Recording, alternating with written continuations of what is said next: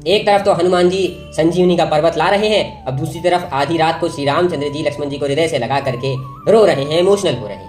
जय श्री राम दोस्तों, आज हम लोग श्री रामचरितमानस लंका कांड चौपाई नंबर 61 और 62 पे हैं।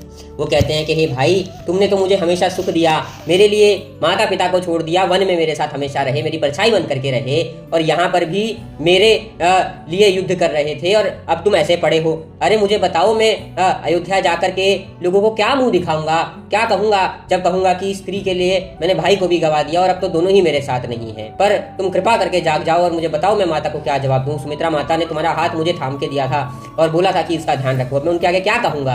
तुमने हमेशा मेरा साथ दिया है, अब ऐसे साथ मत छोड़ो, खड़े हो जाओ। अब वो बहुत विलाप कर रहे हैं, रो रहे हैं, और माता पार्वती को भगवान शिव कहते हैं कि देखो हे पार्वती, कैसे भगवान श्री राम अपनी ही लीला में मनुष्य को दर्शा रहे हैं कि किस तरह से वह अपने इमोशंस प्रकट करता है और उनके अधीन हो जाता है।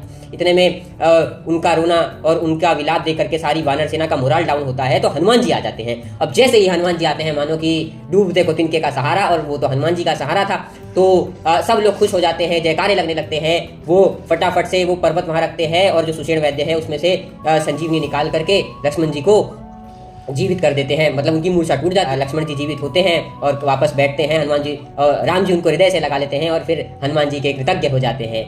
राम जी हनुमान जी को कहते हैं, तुम मम प्रिय भरत ही संभाई, तुम मेरे लिए भरत के समान ही प्यारे हो। तरह से बार बार वो हनुमान जी को थैंक यू कर रहे होते हैं। उधर हनुमान जी उनके चरणों में अपने आप को समर्पित कर चुके हैं। दूसरी ओर हनुमान जी सुषेण वैद्य को उसकी जगह पे छोड़ आते हैं। ब्राह्मण को जैसे ही ये पता चलता है, वो बौखला जाता है कि ये कैसे हो गया, और फिर वो कुंभकर्ण को जाके बड़ी मुश्किल से उठाता है, जो स्वयं काल की छवि मालूम पड़ता है, और वो सारा प्रसंग सुना करके कहता है कि अतिकाय न जाने कितने योद्धा हमारी ओर से मारे गए हैं, अब तुम्हारी मदद चाहिए। तो कुंभकर्ण कहता है, जगत जननी को हर लाए हो और अब कल्याण चाहते हो मूर्ख।